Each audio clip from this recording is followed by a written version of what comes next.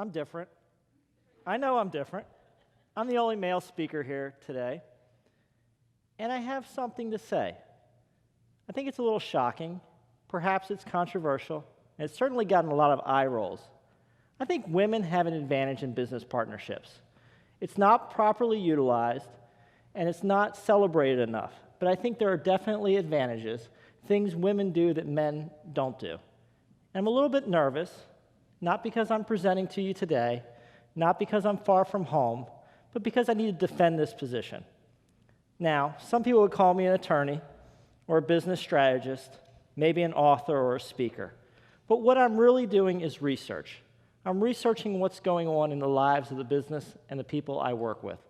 So I'm really an undercover researcher. I'm trying to figure out what's going on in the businesses that come before me. When I'm working with the business owners, when I'm writing about it, when I'm speaking about it, I'm looking at what's going on in business situations, and I'm coming up with themes. And I work a lot with business partnerships. It's one of the common themes in my law firm and my strategy firm. And I also have a history with women. Now, we won't get into my dating history because we only have 18 minutes. But I do want to show you the first woman I had a relationship, my first love. And that's my mom. And there's a picture of my dad there, too. Now, my mom and dad treated me differently. I didn't think much about it when I was 3. But there are differences between our genders, and we act differently. And I don't think it's a bad thing. And I don't want to make this speech about genders, stereotypes, or common perceptions. What I want to do is look at some actual research study and what we've seen. I've certainly built a hypothesis based on my business. When people come to me, I see themes, I see patterns. I get to work with a variety of partnerships in my business, right? I work with partnerships that are men-men, two or more men coming together to form a business. I work with men-women partnerships, men and women in some combination forming a business. And I work with women-women partnerships, 2 or more women coming together to form a business. And when I do this, I start seeing themes. And it caused me to build a hypothesis. And the hypothesis was that, yes, indeed, women can do certain things in partnerships that men don't do. They do things differently. But I need research to support that. I need data. It's great for me to say that, and based on my limited experience in my law firm and my strategy consulting, I can say what I see. But what are other people seeing? How are we bringing this together? So I went out and we looked for research studies to support what I believed and to see how we can make this all come together. And there is indeed a great deal of research and support for this. Let's start by looking at one successful woman partnership, a group that I've gotten to know recently, and see what they did. There's a company called Studio for Image Professionals.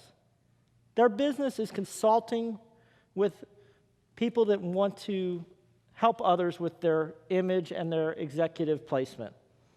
It's run by 2 women.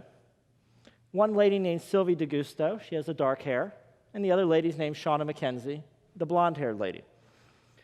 And I've got to know I've got to know Sylvie, and we've had some discussions, and we've talked about their business partnership and what happened. Originally, Sylvie had started a business on her own. And when she did, she surveyed the competitive landscape, and she looked to see who else was out there. And she found that there was one person who she thought might be her equal, who would be able to compete with her, and that was Shawn McKenzie. So Sylvie went around running her business and keeping an eye on Shawn and what Shawn was doing, until one day she picked the phone up, and the 2 of them talked. 2 weeks later, they met in person, and they had a real discussion about their businesses and their dreams and what they wanted to accomplish. And of course, because I'm telling you this story, we know they became business partners. But what happened when they became business partners? Their sales skyrocketed. They were both suddenly doing better in business. They were serving the customers better. They were focused on the outcome. They were adding synergies to each other. They were doing more to serve their end clients. Their end clients were no longer thinking, should I work with Sylvie or should I work with Shauna? They now had a clear choice to work with both of them. It was a synergistic business. and they've done more because they're business partners. They've taken advantage of certain things, certain themes that underlie why they've been so successful. And we're going to talk a little bit about that. Why are women successful in partnerships? Well, number one, women are leaders. Women make up 80% of consumer buying decisions, according to Why She Buys by Bridget Bennon. So women are out there making decisions. I've seen this. Go to Sears on a given Saturday. You'll see a husband and wife come in together, and the wife will say, I want the refrigerator to be this tall, I want it to be in polished silver, and I don't want the shelves so close together. They know what they want. And what are you doing in a business? You have to make a lot of decisions. You have to know what you want. You have to know what you want that business to look like. And women are naturally capable in this area. And they have skills in this area. They've developed them. Louise P. Frankel, the president of Corporate Coaching International and the author of Nice Girls Still Don't Get the Corner Office, tells us that women have unique leadership skills that allow them to retain and engage the abilities of millennials. So moving forward, women have those talents. But what makes women so successful in business? I think there's three key characteristics that I've seen over and over again with women partnerships. Number one, cooperation and collaboration. Number two, communication. And number three, compromise. We'll call them the 3 C's. Once again, collaboration and communication, and compromise. And women bring these skills together. Let's take a look at them and why they work. Collaboration and cooperation. Very similar concepts, right? The difference between the two is nuanced. But cooperation is when two people are working together on the same end, and collaboration is when two people come together to get to the same goal. We don't need to get into the technical differences between the two. But research has shown us that women are better at collaboration.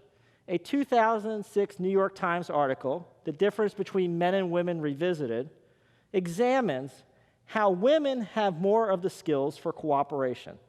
They tend to pick collaborative working environments and come together to work as a team. What does this mean for business? It means they're moving forward as a unit. They're doing more. And according to Forbes, what are the top 3 characteristics of successful business? It's a team that cooperates with shared goals. This is great news for women and women businesses. And according to an Indiana University research study, not only do women have the ability and cooperate more, but they have better tools for cooperation.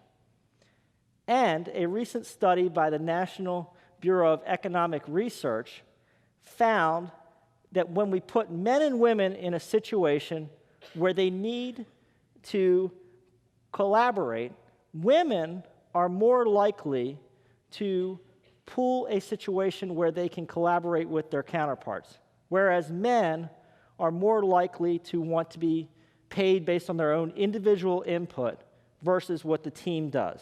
So women are willing to be compensated and work as a team. They see the greater whole. They are willing to work in a collaborative environment, whereas men are more likely to want to be individualistic and be paid or compensated based on their own inputs. Now, looking back to Sylvie D'Augusto, she tells me that collaboration has been a key to their success. It is confirmed. And thinking back to growing up with my mom, we always had to collaborate. She always wanted us to figure out a way that we could do things rather than be individualistic. Now, the second key factor we see for men and women is communication. Women and men communicate differently. A study of gender differences in communication has shown us that indeed men and women do communicate differently. But what does this mean?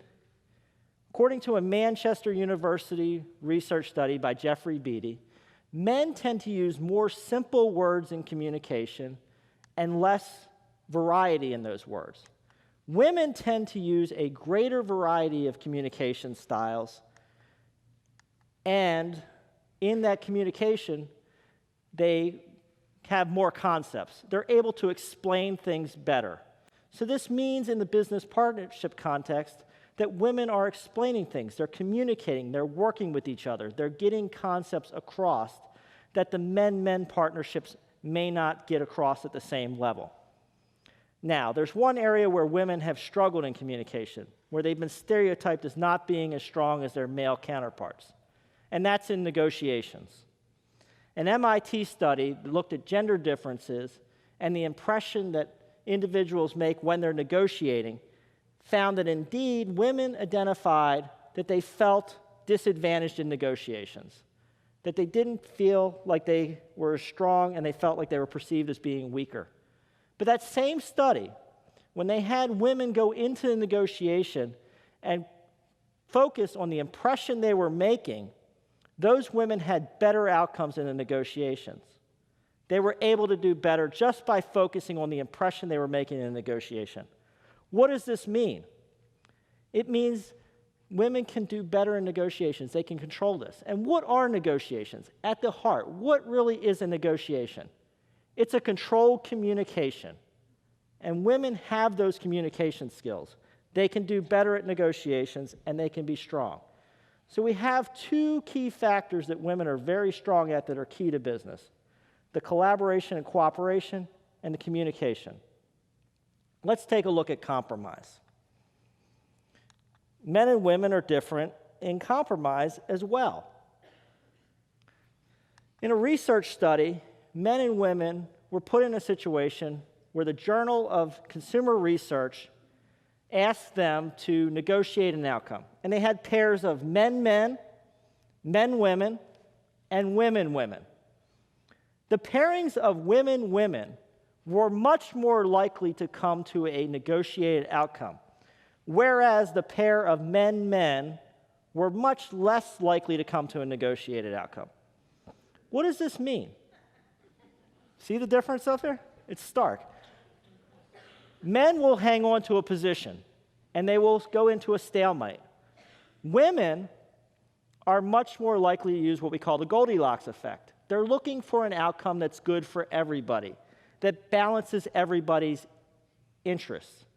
This is great for business and business partnerships because it keeps the partnership moving forward. In my own informal research, I've found that men-men partnerships are much more likely to get into a stalemate than their female counterparts. When I have partners come to me and are having communication problems and they can't move the partnership forward, it's much more likely to be a group of men than a group of women. So we've seen these three themes: collaboration and cooperation, communication, and compromise. What does this look like from the greater perspective? Well, Shawn and Mackenzie and Sylvie DeGusto will tell me that they've used these skills to build a life and a business they love. Where else does this come into play? Well, back home, my mom and dad, my father's currently battling cancer. My mother never got to have a business. She never ran a business.